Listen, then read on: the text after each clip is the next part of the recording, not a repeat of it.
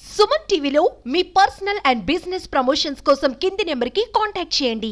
25 ఏళ్ల తర్వాత కర్నూలు పార్లమెంట్ నుండి టీడీపీ కైవసం చేసుకుంది. భారీ మెజార్టీతో కూటమి అభ్యర్థి బస్తిపాటి నాగరాజు గారు గెలుపొందారు. ఇప్పుడు మనతో పాటు బస్తిపాటి నాగరాజు గారు ఉన్నారు. మరిన్ని విషయాలు అడిగి తెలుసుకుందాం. సార్, భారీ మెజార్టీతో అంటే 1,00,000 పైన మెజార్టీతో గెలుపొందారు, ఎలా అనిపిస్తుంది? వాస్తవంగా నాకు ఎందుకంటే గత 25 నుంచి కూడా తెలుగుదేశం పార్టీ కర్నూలు పార్లమెంట్ లో ఏ రోజు జెండా ఎగరవేయలేదు. అందులో భాగంగా అతి సామాన్యుడు ఎంపీటీ స్థాయి మనిషికి మరుగు బలహీన వర్గాల పార్టీ ఏదంటే తెలుగుదేశం పార్టీ. అటువంటి సామాన్య వ్యక్తిని పెట్టి చంద్రబాబు నాయుడు భుజం మీద చేస్తే కూడా ఈరోజు లోక్సభ స్థానం గెలిచామంటే మా ఆనందం మీకు మాటల్లో చెప్పలేను. చెప్పడానికి కూడా నాకు మాటల్లో వర్ణించలేనంత ఆనందం ఉంది. కాబట్టి నేను ఎప్పటికీ తెలుగుదేశం పార్టీకి అధ్యక్షుడైనటువంటి నారా చంద్రబాబు నాయుడు గారికి ఎప్పటికీ మేము కులస్థలం అంతా రుణపడి ఉంటామని చెప్పి తెలియజేస్తున్నాం. సార్, మీరు ఇంతకు ఎంపీ అవుతాను, పార్లమెంట్ పోతానని చెప్పి ఎప్పుడైనా ఊహించారా? ఇంతకు వాస్తవం నేను రాజకీయాలకు అడుగు పెట్టినప్పుడే ఒక ఎంపీటీసీ పోస్ట్ నుంచి మొదలు పెట్టాను. ఎంపీపీకి ప్రయత్నం చేశాను. పార్టీ కష్టకాలంలో ఉంటే కూడా, పార్టీ బాయ్కాట్ చేస్తే కూడా మేము ఎంపీ పోస్ట్ కష్టపడి ఒక్క ఓటు తేడాతో ఓడిపోయాను. ఆ రోజు నుంచే ఇంతకంటే చట్టసభలో ఇంకొక పెద్ద పదవి వస్తే మనం కర్నూలు పార్లమెంట్ అంటే కరువుకు వలసల నిలయం, దీన్ని రూపు మారాలంటే నాకు ఇంకో చట్టసభలో ఏదైనా ఒక ప్లాట్ఫారం కావాలని ఒక మహాసంకల్పంతో ఎంపీ పోస్ట్ మేము ప్రయత్నం చేయండి. వస్తే మీరు వస్తుందని ఊహించారని చెప్పంటే తెలుగుదేశం పార్టీ లక్ష్యమేమి? బడుగు బలహీన వర్గాల కోసం పెట్టిన పార్టీ తెలుగుదేశం పార్టీ అనే ఒక నమ్మకం మాకు.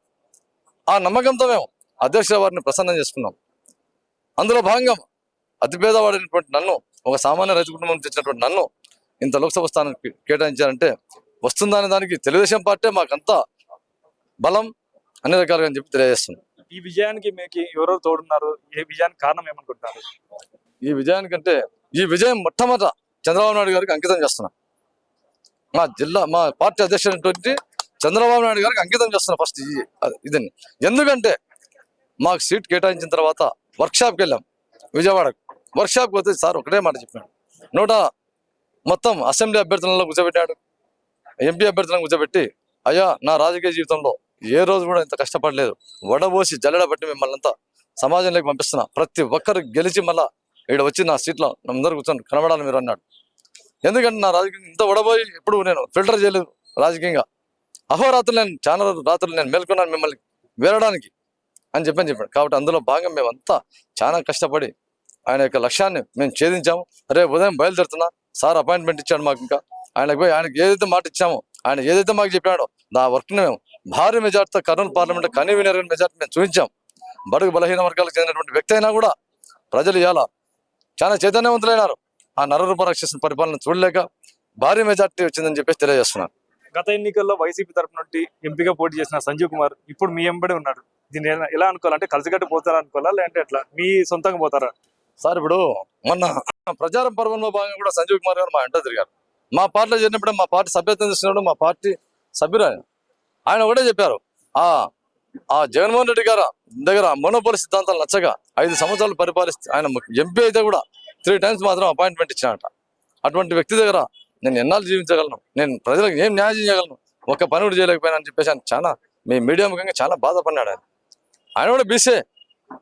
మరి అంత బాధపడినటువంటి వ్యక్తి ఆయన సిద్ధాంతాలు నచ్చగా ఆయన పార్టీ పైన విసుగు చెంది సభ్యత్వానికి ఆయన ఎంపీ పదవి ఉండగానే, ఆయనకు ఎంపీ పదవి ఇంకా ఉండగానే సభ్యత్వం ప్లస్ పార్టీకి టోటల్ రాజీనామా చేసినటువంటి మహానుభావుడు మా బీసీ నేత అయినటువంటి సంజీవ్ కుమార్ గారు. కాబట్టి ఆయన మాకు ఎప్పుడు మొన్న కూడా మా కోసం అహర్నిశలు కష్టపడ్డారు. 2 అసెంబ్లీలు ఇచ్చారు ఆయనకు, గెలిపించుకురండి అని చెప్పేసి 2 అసెంబ్లీ స్థానాలు గెలిచారు. కాబట్టి మా పార్టీ కోసం కష్టపడినట్టే కదా మళ్ళీ మిమ్మల్ని కలుపుకొని పోతారని చెప్పి ప్రత్యేకంగా క్వశ్చన్ చేస్తామంటే మీకు అవగాహన లేకుండా అడగదని చెప్పేసి మీడియా పాత్రికలకు తెలియజేస్తున్నాను. ఓకే, ఈ గతంలో కోట్ల సూర్యప్రకాష్ రెడ్డి టీడీపీకి వచ్చే ముందు జీవోలు తీసుకొచ్చారు. ఆ జీవోలు ఇప్పుడు ఏమైనా తెలియదు. ఆ జీవోలు మీరు ఏమైనా పైకి తీసుకొస్తారా తెరపైకి? 100%. నేను ఎందుకంటే ప్రచార పర్వంలో భాగంగా నేను ఒకటే మాట చెప్పిన కర్నూలు పార్లమెంట్ ప్రజలకంతా ఈ రోజు నేను కట్టుబడి ఉన్నా. నన్ను మీరు అఖండ మెజార్టీతో గెలిపించారు కర్నూలు పార్లమెంట్ ప్రజలు. నేను శిరస్సు వంచి మరొకసారి తెలియజేస్తున్నా, ఎక్కడ కూడా నేను మాట తప్పను. ఏది ఏమైనా కూడా వేదవతి ప్రాజెక్ట్ అయితేనేమి చంద్రబాబు నాయుడు గారు ఆ రోజు 1920 కోట్లు అలాట్ చేశారు దానికి.